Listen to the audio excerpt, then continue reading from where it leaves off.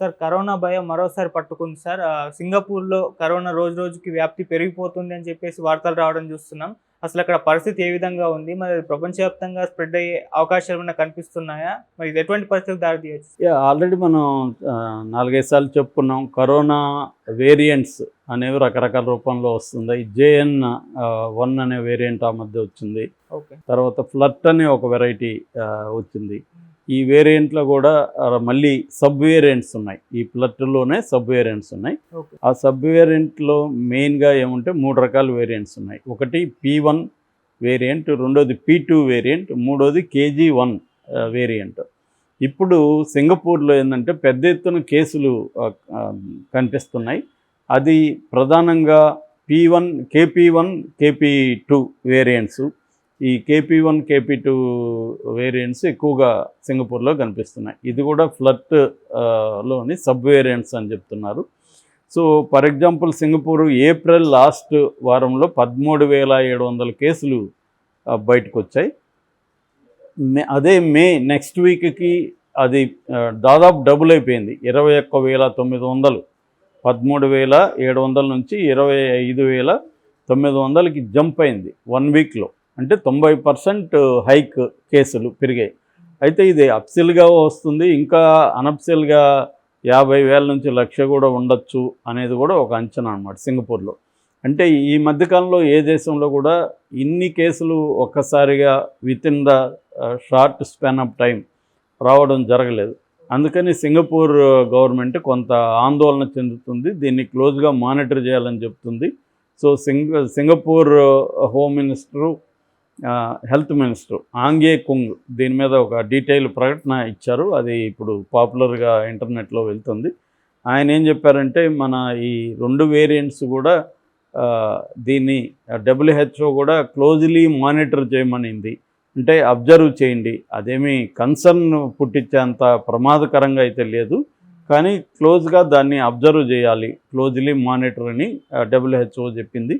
So మనం దీన్ని observe చేయాలని చెప్తున్నారు. అయితే దీంట్లో పాజిటివ్ ఏంటంటే హాస్పిటల్లో చేరే వాళ్ళ సంఖ్య మరీ విపరీతంగా పెరగట్లేదు. First week last week April last week 181 ఉంటే మే ఫస్ట్ వీక్కి 250 మంది హాస్పిటల్లో చేరారు. అయితే ఐసీయూలోకి వెళ్ళే వాళ్ళ సంఖ్య బాగా తక్కువగా ఉంది. 3 ఉన్నారు ప్రజెంట్ ఐసీయూలో. అంటే ఇది ప్రాణాంతకం అయితే కాదు, ఎందుకంటే దాదాపు 80% పాపులేషన్కి సింగపూర్లో వ్యాక్సినేషన్ అయిపోయింది. First, second vaccination. తర్వాత బూస్టర్ అవి ఇంకా వేసుకోలేదని చెప్తున్నారు. సో ఇప్పుడు అందుకని ప్రజలకు ఏమని పిలిపిస్తుందంటే మీరు మళ్ళీ మాస్కులు వేసుకోండి, శానిటైజర్లు యూజ్ చేయండి. అంటే protocol, corona protocol, Covid protocol ఏమేమి ఉంటుందో, సో ఎక్కువగా పబ్లిక్ ప్లేసులకి గుంపుల్లోకి ఎక్కువ వెళ్లకుండా ఉండడం, మాస్కులు వేసుకోవడం, చేతులు కడుక్కోవడం, ఇవన్నీ చేస్తూ ఉండండి. అట్లాగే క్లోజ్గా మీరు చూడండి. అట్లాగే హాస్పిటల్కి ఊరికైనా పరిగెత్తుకు రాకండి. హౌస్లోనే ఐసోలేట్ అయ్యి మిమ్మల్ని మీరు కాపాడుకోండి.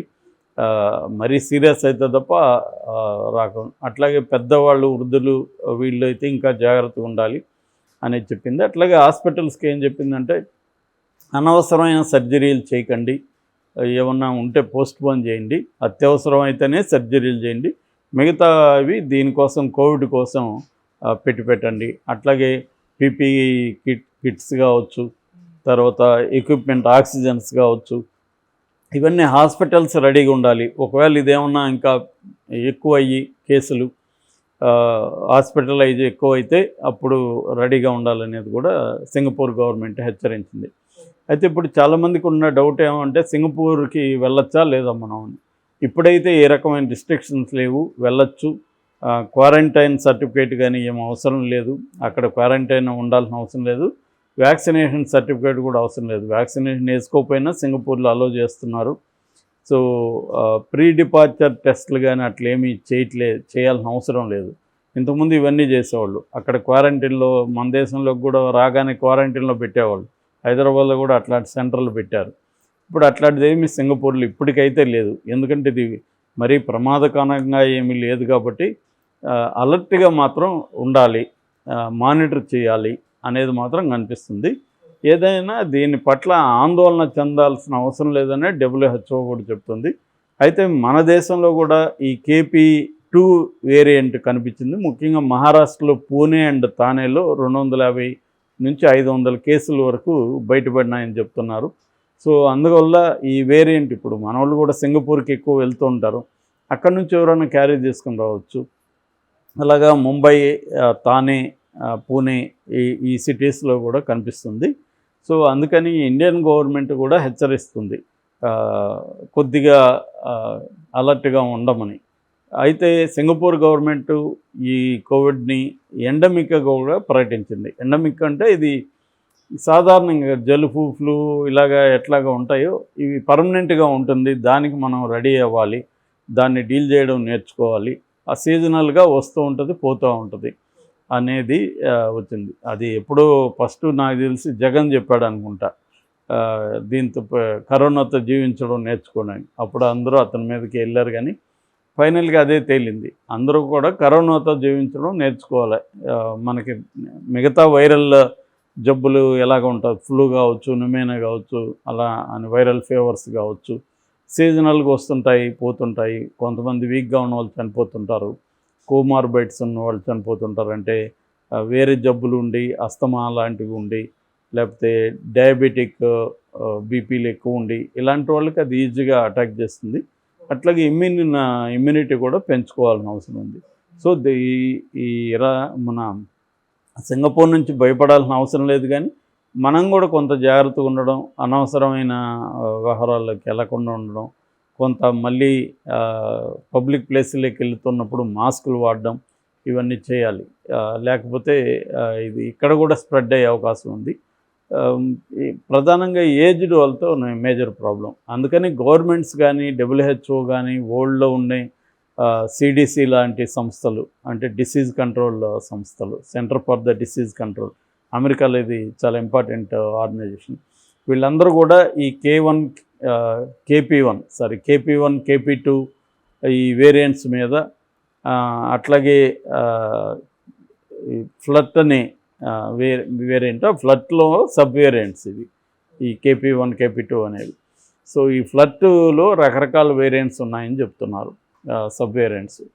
సో అందువల్ల దీని మీద మానిటరింగ్ అనేది వరల్డ్ హెల్త్ ఆర్గనైజేషన్ గట్టిగా చేస్తుంది. బట్ సింగపూర్లో మాత్రం పెరుగుతున్నాయి. కొద్దిగా అలర్ట్గా అయితే ఉండాల్సిన అవసరం సింగపూర్ ఉంది. మనకు కూడా మనం వెళ్ళేటప్పుడు సింగపూర్కి మనం కూడా అక్కడ ఏవైతే గవర్నమెంట్ జాగ్రత్తలు చెప్తుందో మనం వెళ్ళినా కూడా అక్కడ మాస్కులు వేసుకోవడం, మన వాళ్ళు అక్కడ శానిటైజర్స్ వాడడం, చేతులు కడుక్కోవడం, అనవసరంగా పబ్లిక్ ప్లేసులకి, గుంపుల్లోకి ఎక్కువ వెళ్ళకుండా ఉండడం, ఇవన్నీ ఉండాలి. ఎవరికైనా వీక్గా ఉన్న వాళ్ళు అయితే ఇంకా ఎక్కువ జాగ్రత్తలు తీసుకోవాలి. కొంతకాలం వెళ్ళకుండా ఉంటే కూడా మంచిదేమో, ఎందుకంటే వీక్గా ఉన్న వాళ్ళని, ముఖ్యంగా ఏజ్డ్ పీపుల్కే అది అటాక్ అయ్యే అవకాశం ఈజీగా ఉంటుంది. సో అయినప్పుడు దానికి సంబంధించి అక్కడ కొద్ది రోజులు అయితే మళ్ళీ ఐసోలేషన్లో ఉండాలి. సో దానికి ఇంకా అక్కడ మనం బయటికి వెళ్ళినప్పుడు ఖర్చు కూడా అలాగ పెరుగుతుంది కదా. ఇక్కడైతే ఇళ్ళల్లో ఉండొచ్చు, అక్కడ హోటల్స్లో ఉండాలి. సో ఇటువంటి ప్రాబ్లమ్స్ ఉన్నాయి అక్కడ కూడా. సో అందుకని మన గవర్నమెంట్ అయితే దీని మీద ఏమీ ఒక హెచ్చరిక ఏమి చేయలేదు, కానీ ప్రజలను అయితే అలర్ట్గా ఉండమని చెప్తుంది. హెల్త్ డిపార్ట్మెంట్కి సంబంధించిన నివేదికలు, హెచ్చరికలు ఏమున్నాయంటే,